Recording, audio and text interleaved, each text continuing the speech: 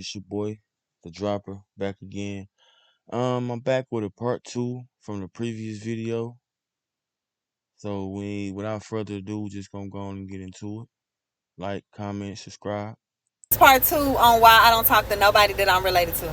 So I left my little sister house. Now I'm in the house in the next city.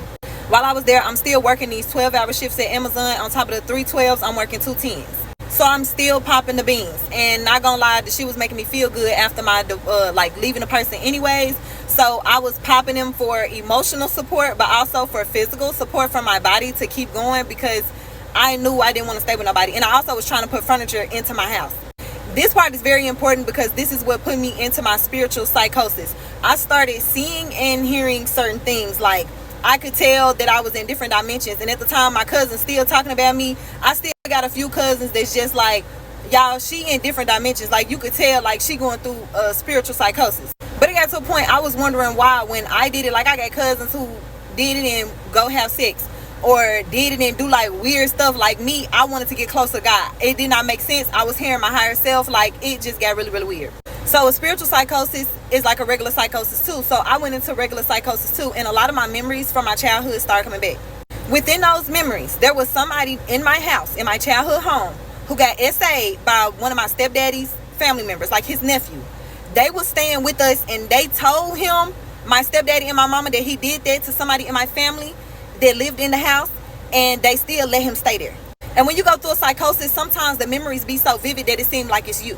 So I started questioning if my stepdaddy or anything, like if something ever happened to me, if this person ever did anything to me. It got really, really weird. At the time, I also questioned my kids, and the answers that my kids was giving me, I did not like it. Like, it just gave weird. And I also was going through, again, a spiritual psychosis, a regular psychosis, on top of all the stress I had been through. Like, my mind was going fucking crazy. And I didn't know it at the time, but the beans was not helping at all. But they opened up my third eye, and the shit opened too much. And they also opened up my crown chakra, because the communication that I was hearing from the spiritual realm was crazy.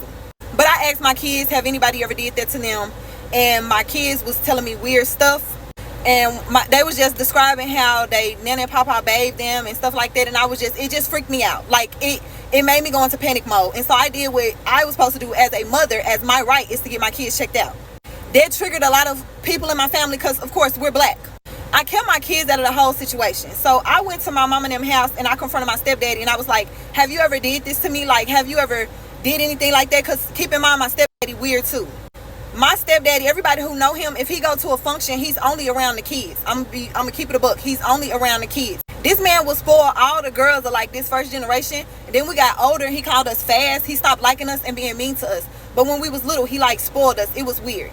But yeah, if you go to a family function, you're not gonna see him talking to grown people. Like, he just act like he don't like nobody. He's only around kids. He only like kids. It's weird. So then I'm adding that on top of it. I'm like, oh my fucking God, this shit driving me crazy, considering what was done to the person in the house. And I asked them, like, hey, have you ever done this to me? He was like, no, what is you talking about? He really could have just simply said no. Like, everybody talking about me at this point too. Everybody could have been there more for me emotionally, which this shit really got me like tearing up, because I was really, really going through. But instead of doing that, everybody just crazy, labeled me as crazy, but still saying like, man, she popping beans. Keep in mind, I done sat with cousins who have said this about my stepdad. Like, he is weird. Like, you will never see him talking to no grown person. Then my kids told me what they told me about bath time and stuff like that. So I go to their house. I said, have you ever done this to me? He was like, what is you talking about? I'm saying, just be straight up. He was like, no, what, you need to get off my, like, telling me to get out that yard. I ain't never like, it was just weird. They was like, get out of our yard, you need to go home, I'm not dealing with this. And I said, well, why, when it was done in the house, why you and mama didn't kick that dude out? Why y'all let that keep going on? They was like, he was like, I don't know why your mama did that. I said, it's your nephew. Now, if that was one of your kids in the house and they got done too, like, how would you feel about that? And he was like, I'm not dealing with this. I don't know what you got going on. You need to leave. Went in the house, shut the door on me. Now, my mama and them got Ring cameras around the house and inside the house. That's very important. So I was like, shit, the most that I could do as my right, and I'm breaking generational fucking curses, I'm gonna go get my kids checked out, because I don't know what the fuck the truth is, to be honest. But I called my grandma. My grandma was the only person who was kind of like there for me. And I was talking to my grandma. I said, I'm about to go to this hospital. Don't tell nobody that I'm going. Y'all, why the fuck I go to the hospital to tell them just check up on my kids because I believe this happened.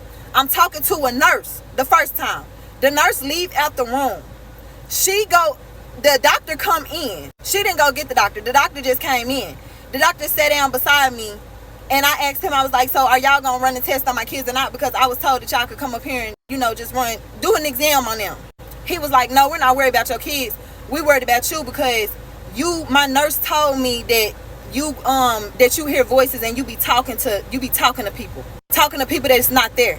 And I was like, what are you talking about? I never told you that. Like, why would I sit up here and tell you that I be talking to people that's not there? Why would I tell you that I be hearing voices? So again, the only person I'm talking to really at the time is my grandma and my homegirl. So I called my grandma. And first I called my homegirl. My homegirl like, keep calm.